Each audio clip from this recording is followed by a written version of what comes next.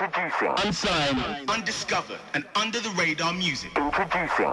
Marc, Mace Smith joins us. Hi there. Howdy, you alright? Yeah, sound as, thanks. Performance poetry. First time we've had a performance poet on the programme, so thank you for coming. Why is it taking you so long? Well, you know, it's one of those things where it's like, you know, where do you find a performance poet when you need one? That's fair enough. It's we're not everywhere, I guess. No, well, you've just got to find them, but you can probably tap a rich vein of performance poetry in Lancashire for us, can you? There's a fair few in Lancashire, there's quite a few in Manchester as well. They're all about Cumbria as well. Yeah, definitely a good scene going on. OK, winner of 2008 Glastonbury Poetry Slam, runner-up 2009 Glastonbury Poetry Slam. But yeah, right, we're going to hear two more poems, and actually I'm just going to hand over the show to you now for a little while. Two poems. We've got a little kind of trail theme we're going to do in between them. So you OK for that? Yeah, I'm down with that. The mic's yours. OK, this is the Mace Smith radio show.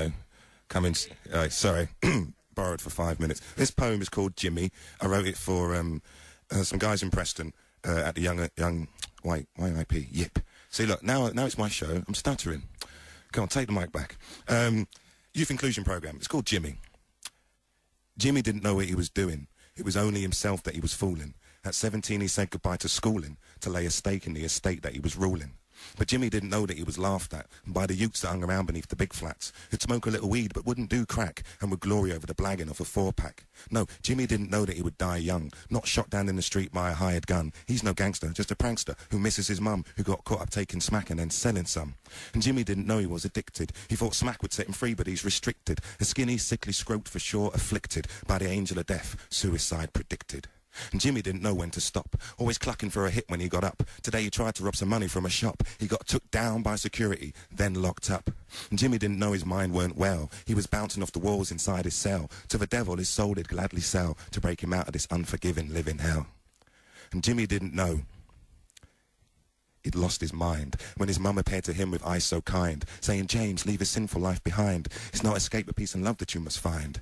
And Jimmy didn't know that he had gone mad when he saw an hallucination of his dad, saying, son, I'm so ashamed you make me sad. Just end this all now, there's a good lad.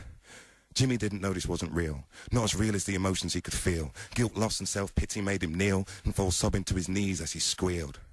And Jimmy didn't know that he had died, or if he really meant to commit suicide. The leather belt had not slipped once it was tied, and the noose would not come loose, though Jimmy tried. No, Jimmy didn't know what he was doing. It was only himself that he was fooling. At 17 he said goodbye to living, to lay in a grave near the estate where no one missed him.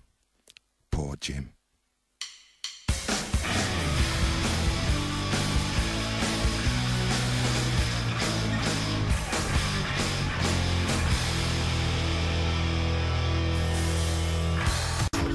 Introducing.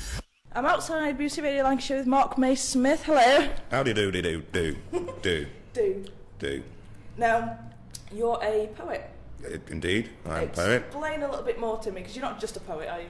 Well, you mean in what I do in life? I'm a poet, photographer, I do percussion as well. I started making music on a loop station. Yeah, that's how I do lots of stuff. I try and be creative. I do a bit of art as well, a bit of painting too, yeah. Now, you just performed for us about 3 or 4 poems. Indeed. There were quite a few different styles in there. Yeah, I tried to mix it up because people never heard me before. I might do more on, I don't know, drugs and race somewhere, or I might do more on girls in another place, but I tried to give a variation of stuff tonight, yes. How did you find performing for us?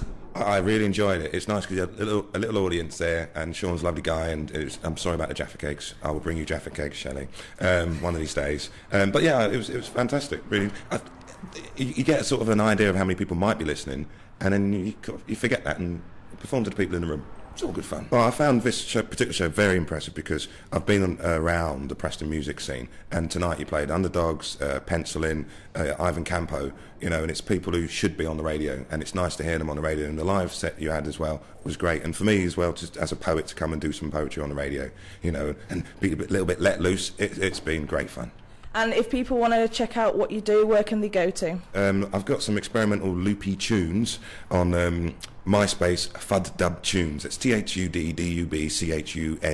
I thought I'd make it really easy to remember. Fud Dub Tunes. Yeah, just type that into Google and see what happens. So don't do it on images. Well, thank you for coming, Marc. It was absolutely amazing having you, and hopefully we'll get you back again. I'd love to come back again. Fantastic, and I'll bring those Jaffas.